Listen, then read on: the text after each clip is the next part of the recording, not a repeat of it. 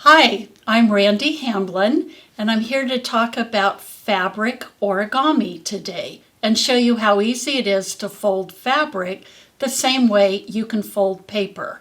We can make dimensional shapes with fabric and then incorporate them into quilts or sewn items like this, which is actually the top of a fabric box, which will be constructed later. Can also make them into small wall hangings, art quilts, or incorporate them into wearable art like a vest or a jacket, a lapel on a jacket. So let's get started. Some of these ideas can be found in this book called Fantastic Fabric Folding. Basically a way of showing you how to fold squares and make them like stars or to look like flowers. So I've incorporated some of these ideas in the samples that I'll show you today. And quite frankly, they're simple, and yet I have to look at the directions step by step to remember how to do it for the first time. After you do one, though, you'll find it's very easy to do the next. It's actually pretty simple. You start with a square of fabric, almost any size. I like to start with a 6-inch square because I have a ruler that cuts 6-inch squares. But anything works, 4 inches up to 8 inches. Makes it pretty easy to manage. Now there is a secret that I found along the way that makes it a lot easier to manipulate and handle the fabric. And that is, you need to stiffen it. You need to make it more like it has been starched so that it becomes not quite as floppy as fabric, but more with a heft like paper. Let me show you an example. You can use starch, or you can use a product like this called Tarial Magic. It's used in a lot of crafts. And again, it's to stiffen fabric. I'll show you the difference. This is regular fabric, right? Very drapey. Yeah, no body to it. This is fabric that has been treated with Tarial Magic. It looks and acts like paper. It feels like paper compared to fabric. As I said, we start with a square of fabric, and again, easy to cut because I have a square ruler. Place fabric on the cutting board and use a rotary cutter and cut a perfect square. So much easier to work with then. Then you use your iron, or you can use your fingernail to create a sharp press, and you will want to create some creases here then that will be your guide for how to fold and manipulate your square. First of all, you'll want to fold your fabric. Put the wrong side up facing you and fold it in half. Make a strong crease there. And again, you could use a finger, as they call it. It's a piece of nice hardwood, but it's called a finger, or a folding tool. Unfold it, fold it the other way, press again. Now that leaves a strong fold line there to follow. So on all 4 sides now, you will fold this edge up to the middle,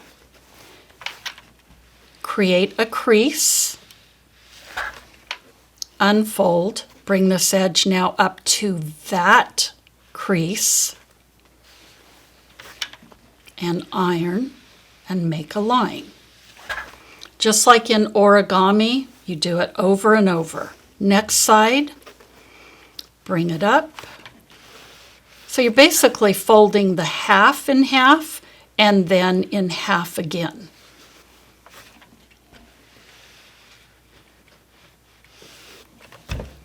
Turn it clockwise, fold it in half, fold it in half again. So the edge comes to that crease. Pretty soon you'll be able to see there's a little bit of math here. Half and half and half. So you have a half line, a quarter line, and a 1/8 line. And those then will be your markers so that you know where to fold to. One more small fold. Now I have a piece of fabric that has a lot of grid lines. Start on the left side of whichever way you're looking at it and pinch the fold at the halfway mark. So your first fold across the middle, we're going to call that the halfway mark, is now going to come up to the 1/8 mark. So skip the quarter mark, keep this pinched, and bring it up to the 1/8 mark. And use a pin. Now I have long pins here, and I end up sticking myself occasionally, so I'm going to put the tip to the back. Less chance of pinching myself. All right, as in origami, what we've done once, we're going to do all sides. Now I'm going to find that middle crease again and bring it up to the 1/8 line fold. Now things kind of start shifting and getting wonky, but keep a straight edge, keep everything in alignment, nice and square, and then your design will turn out just fine. Turn it again.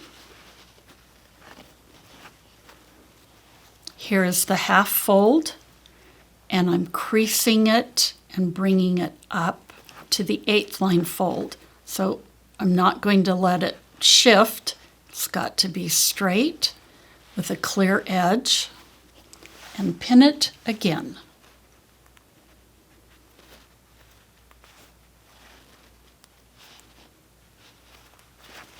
Last side. Here's the crease. Bring it up to the 1/8 line and pin it. Now obviously our square has shrunk down in size,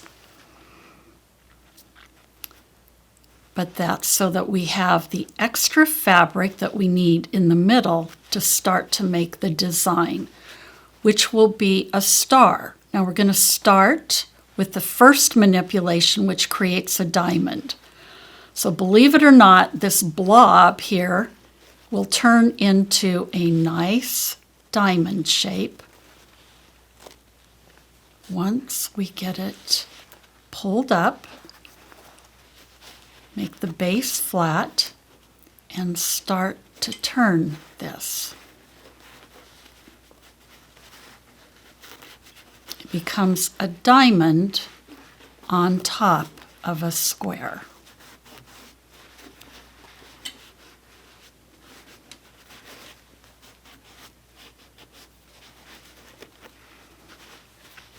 Now I may want to start creasing these to help hold it into shape, or I can reach for the iron as well.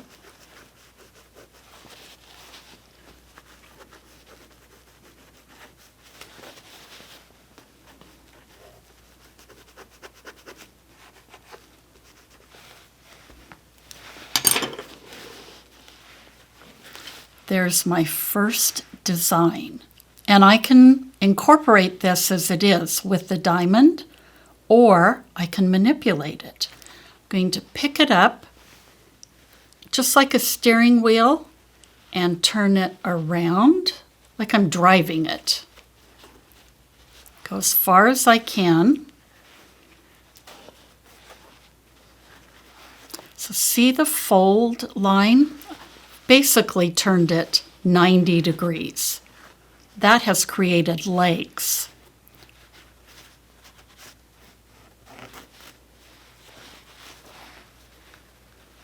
elements of a star.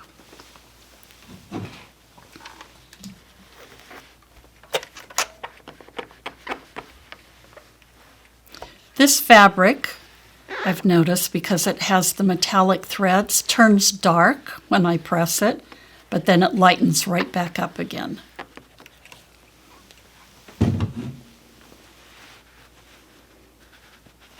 Now, this can be stitched into something like the box front.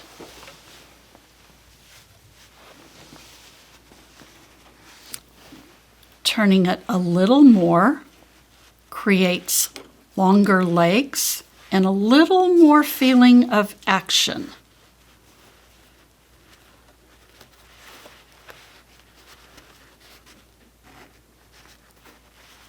Like a pinwheel.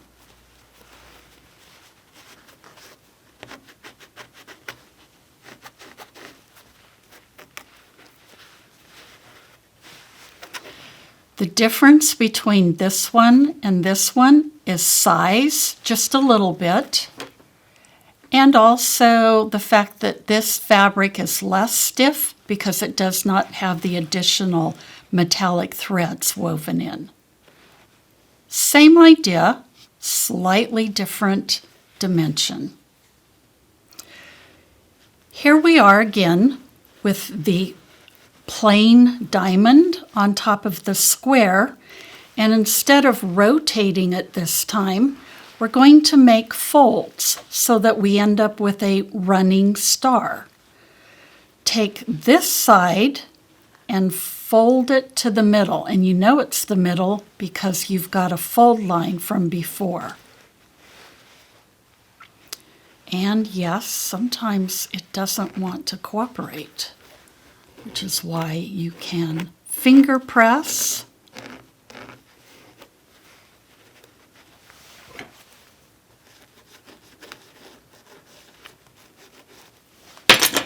or use the iron.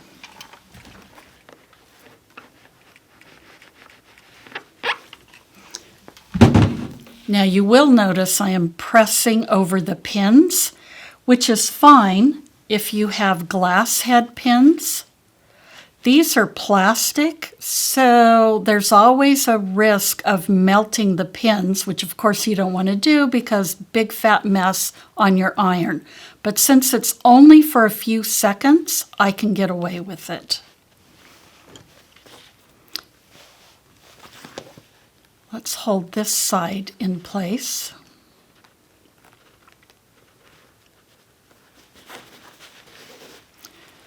And again, we're going to take this edge and bring it up so that it lines up with the horizontal fold mark right there, and crease it. And again, I'm going to pin it because that helps.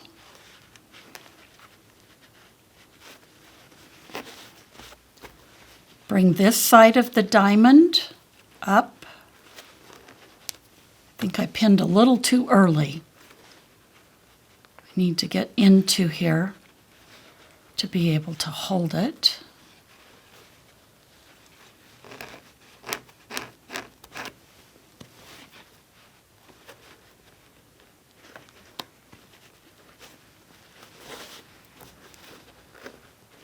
Last one, last side of the diamond. Coming up, and it will be straight across, continuing the horizontal line from that side. Now this looks a little awkward or unwieldy, but that's just because we haven't pressed it and gotten all of the fabric lines set. In a minute, that will happen.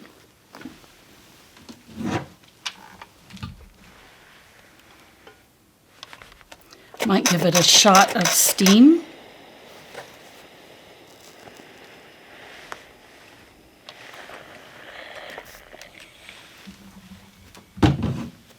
And there it is.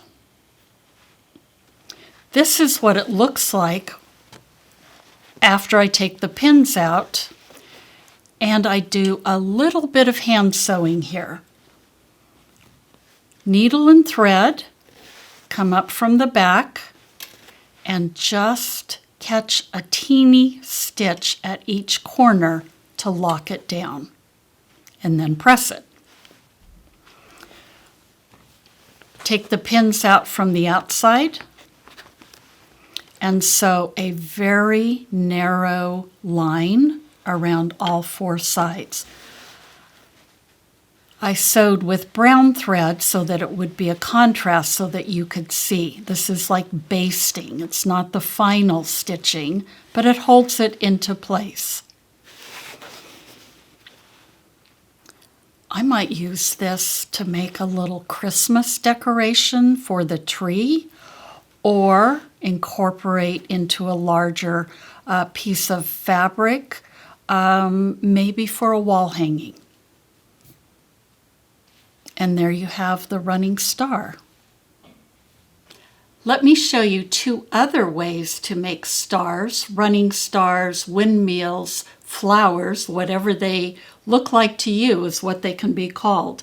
And again, we start with the basic diamond on top of the square. This one looks like a windmill or a propeller at this point, and I'm going to deconstruct it to show you how we got here. So you see a lot of threads hanging. That's because I didn't want to finish off all the threads till we were done. This one is also a propeller, but now these little edges are folded open, so now it looks like a blossom. Let's start with the pink one. I used contrasting thread so that you could see it. Obviously, I would use matching thread to sew together the points in the center. I have removed the thread here, which draws all four sides together, and you can see we came from the diamond shape on top of the square. And how did we get there? Same way we did before. We start with the larger square. Believe me, I've made this one really stiff. Pinch the side, bring it up. This time I came a little bit short from the 1/8 line just to create a little variety. Put the pins in to hold it. Turn, pinch, take it forward, pin,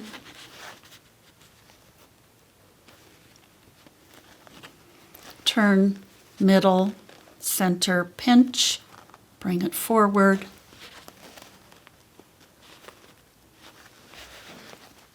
middle, pinch, take it forward.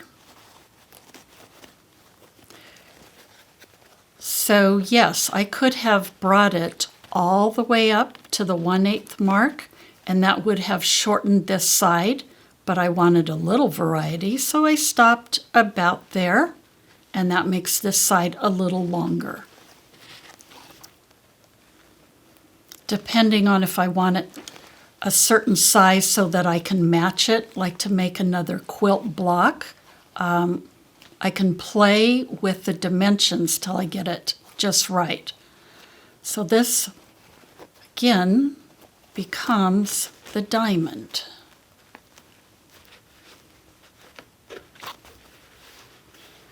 Previously set. Very nice. The variation on this is I get a needle and thread, bring it up from the back, and bring in all four sides to create a cluster. Let me show you what that looks like with white thread so you can see the contrast.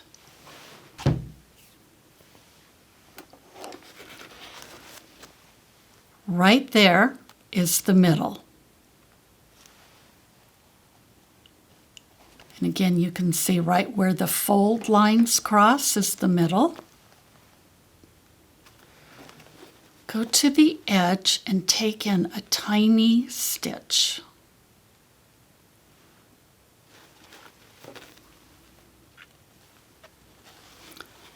Turn clockwise, go to the middle of the other edge, take a tiny stitch.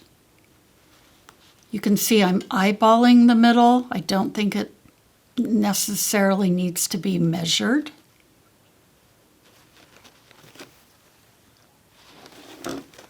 Turn one more time.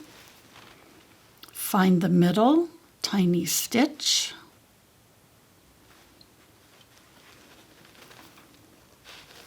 Turn, final stitch in the middle.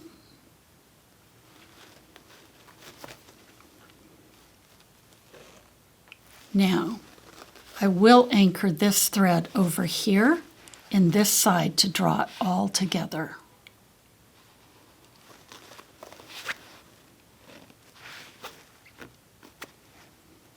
Now we start folding down the sides to make the windmill, the legs, the propellers. Then this thread will go down the center right into the back.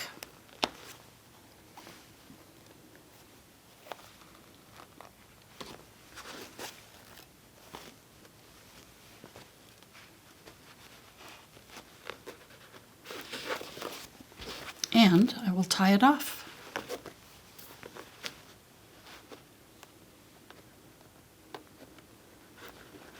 I used a single thread because it is less noticeable on the top. So I just find my other end. Just tie a granny knot.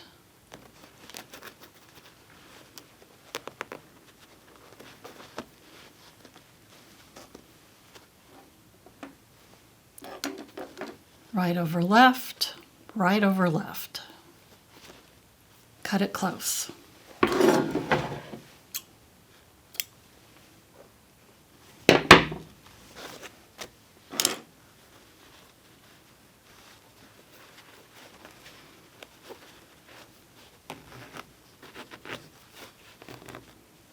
There's the windmill, and depending on how I'm going to use this, I could sew a pearl, a bead, something, maybe even a tiny button right here to hold it in place. You can also fix it with the iron.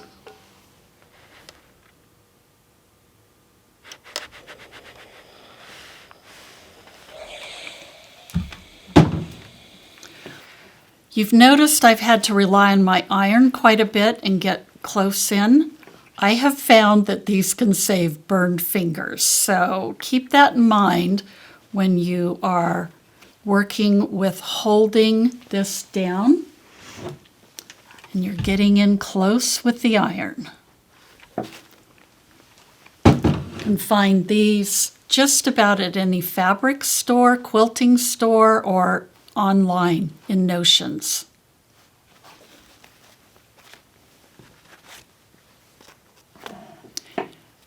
Another version of this, very similar to what we just saw, is make the propeller and then open up these edges, and it looks like a blossom.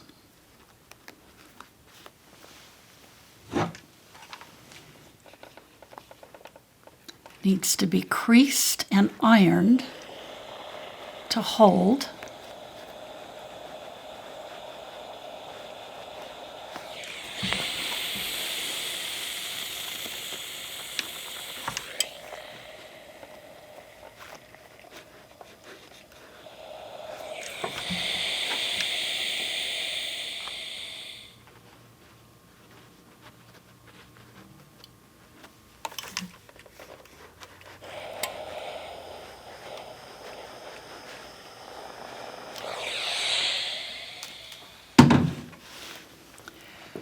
Now, to hold this long term, you might want to put a dab of glue under here, good fabric glue, or needle and thread again. Hold this edge of the petal open.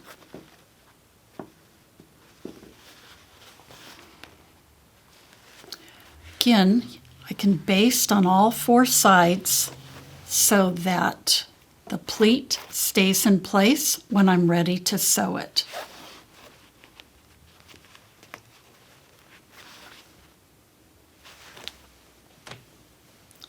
Here's an example of how I used my origami squares, my windmills, my running propellers. This is kind of a traditional quilt look, the 9 patch, and I made the 3 diagonal squares, the ones with dimension. Again, here's the diamond that has been turned. This one that we just saw, that looks like a petal opening, and then the middle one, which has a band sewn in both directions to give it dimension. These become wall hangings or a pillow top. And I made a companion piece. I like the idea of matching wall hangings rather than a pillow. I guess because I like these colors and they don't go anywhere in my house. So they became wall hangings in the office. So making tabs on the top, wooden dowel goes through and they become easy to hang with a little tiny pin at the edge.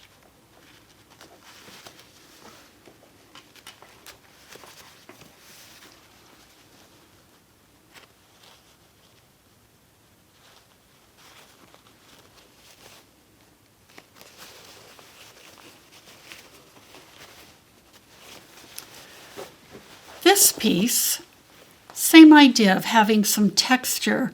Little tiny pleats, often called tucks, are sewn in, and then they are pushed against their grain.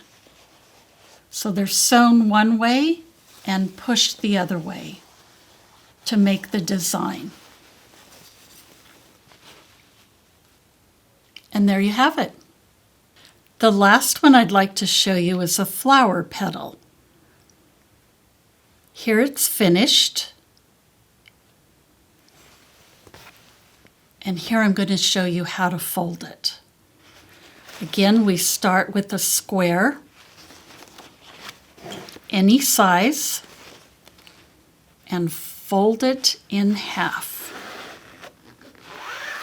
Now, some of these fabrics that we've been working with look the same on either side. Those are usually batiks, and batiks have a tighter weave than most cotton quilting fabrics. That's to your advantage. I used this even though it didn't have the same on both sides. It's a looser weave, but I like the colors. So you can see they complement each other, and I'll probably make a wall hanging with the pinky pastel-y peachy colors. Reminds me of spring. Fold it in half, unfold, fold it the other way, crease it, and because it has been treated with the stiffener, the creases stay in pretty well.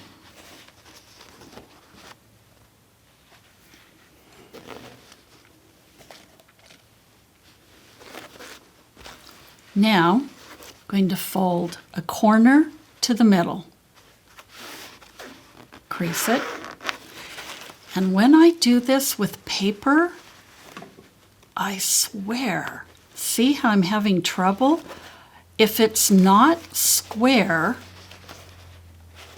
you're always going to have trouble getting nice, tight, 90-degree corners. Some of this is based on how well can you cut and how straight can you measure. So sometimes we need a little manipulation here.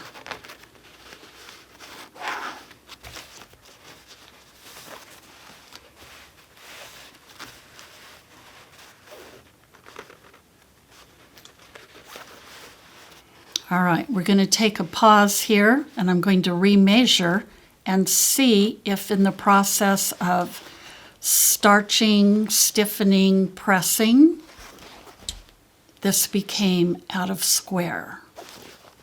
Okay. So one side is slightly off, which is not uncommon, but we're going to square it up. So I'm laying this on the cutting mat, and it's going to be exactly 8.5 inches on a side.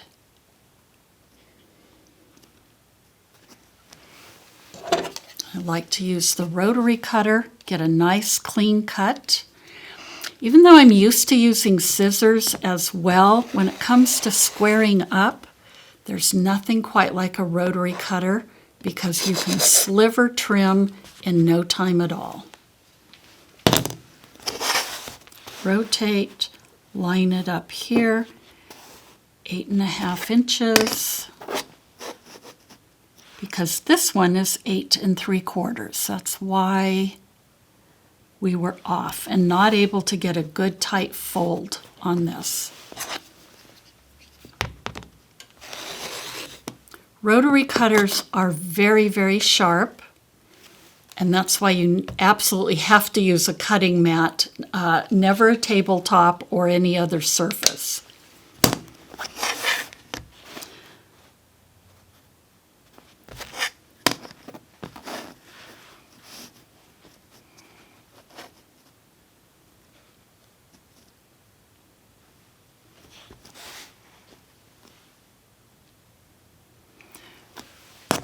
The cutting mat is what they call self-healing. So even though you are cutting in with a razor sharp blade, it immediately closes back up, self-healing, so that you're not seeing your cut lines and you can use the mat over and over and over again.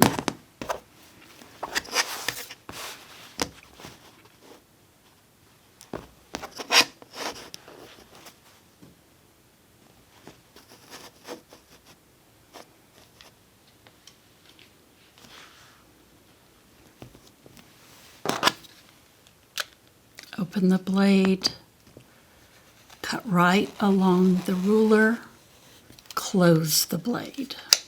And you can see I have done a tiny sliver trim. I can't quite do this as well with scissors. Now we should be able to have it fold nicely and create a nice tight square. So line these corners again.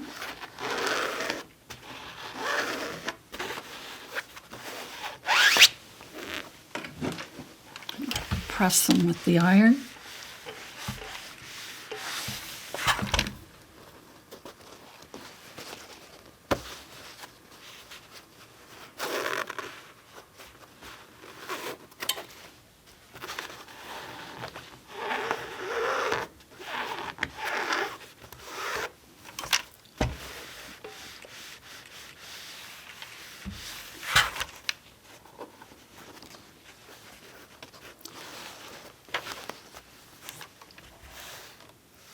The cross in the middle, bring each corner up,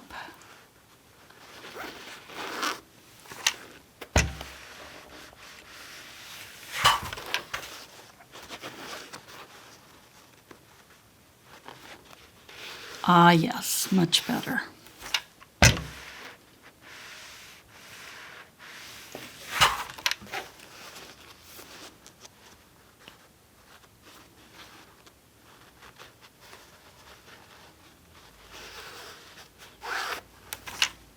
I'm repressing the fold lines so that they are exactly where they need to be this time.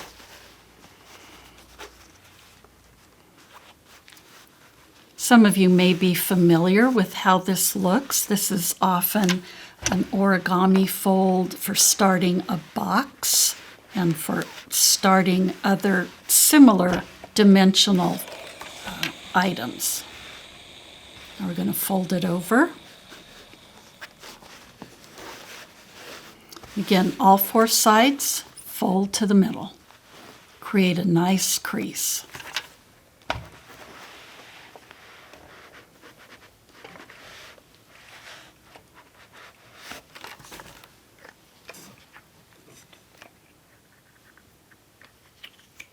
One of these is bigger than the other. That's the one that goes on the thumb.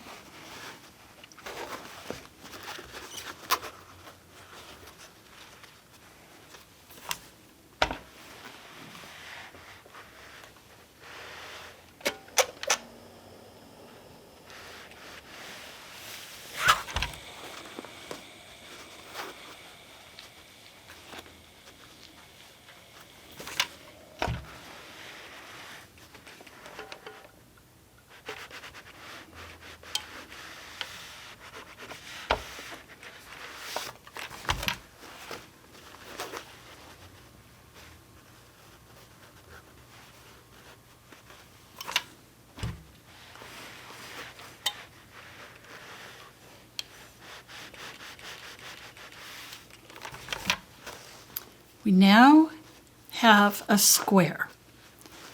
Bring up one side and the other side. We're going to have this funny little corner that's going to fold out. I think I can do this better without those.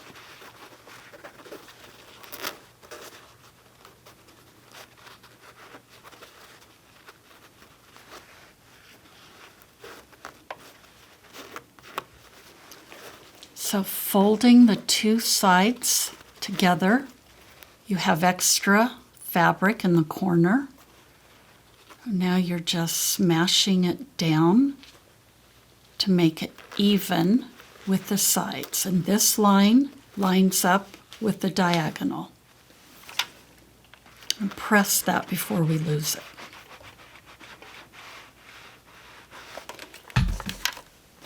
And repeat. Bring this side up, this side.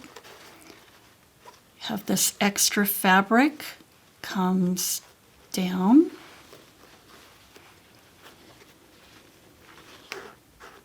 Becomes triangle, diamond, something on top of the other fabric.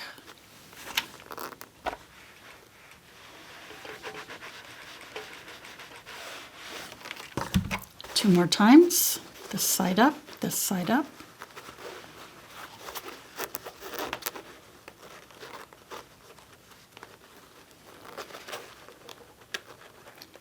Line this up with the diagonal line.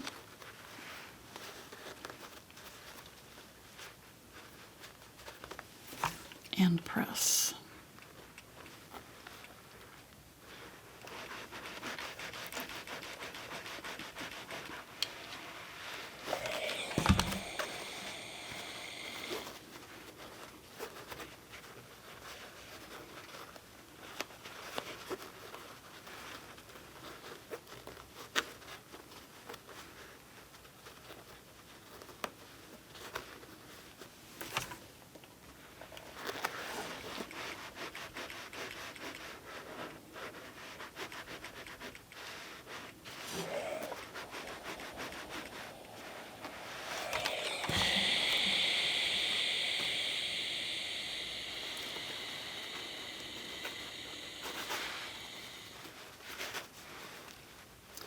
Now we need to have the 4 base points sewn down.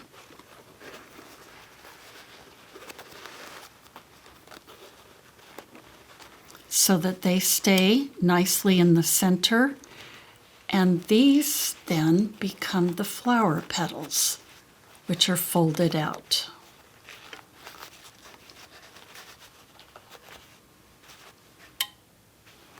Let me stitch these, and then we can see how it looks unfolded. Okay. All right, needle and thread, and again I'm using contrasting thread. Well, it's not standing out so much. Let's try a brighter thread. I have contrasting thread, so let's anchor down each of the inside points.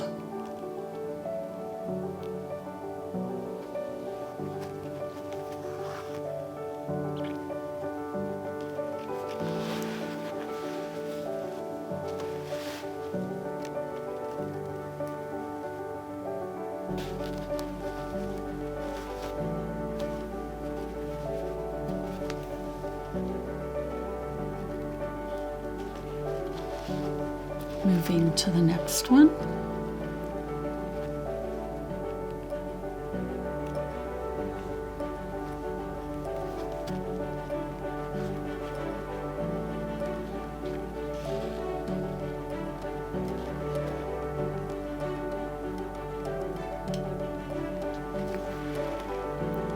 Creating a little open square in the middle, the diagonal points coming in.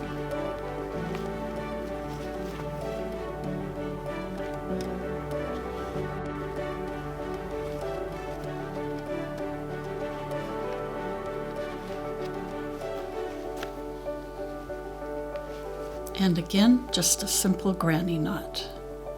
Find the end, run it through a little bite of the fabric.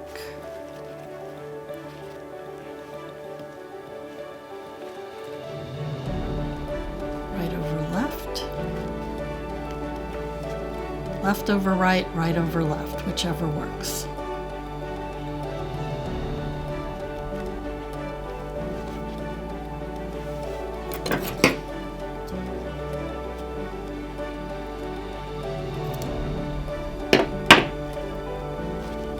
You may wonder how this mess might turn out to be looking like a flower. I'll pop out each petal. And then we unfold the open triangle on the back.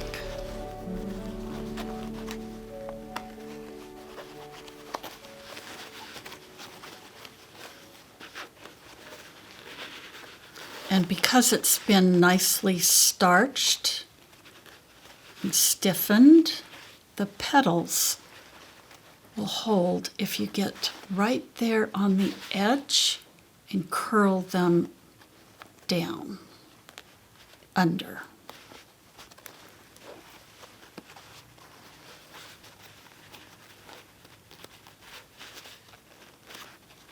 I bring each of these corners from the back, fold them forward. I like to press out that fold mark so that it will stay flat for the next round of sewing.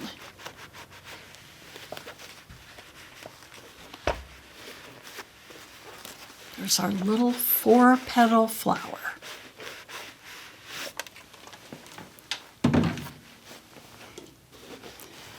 So here's the basic starting square. And because this is, a raw edge, I'm sewing it into something else, either for wall hanging, part of wearable art, vest, whatever. So before I unfold these, I stitch a tiny seam, not even 1/4 of an inch, on all 4 sides. Then open up the petals. Now, the petals are going to need to be secured. So that's, again, when I take a tiny little stitch and attach it to the outer fabric, the border fabric. At this point, there's nothing to anchor to, not yet, but when I'm ready to sew, we'll fold the petal back in, put this with the fabric that I want to have as the sashing or the siding, So a very tiny seam on all 4 sides. Open up the petal and sew that little end point with an invisible stitch.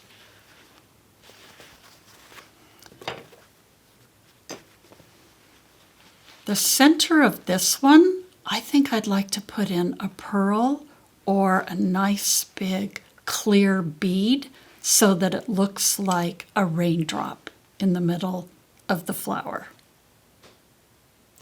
With fabric origami, it's simple to see.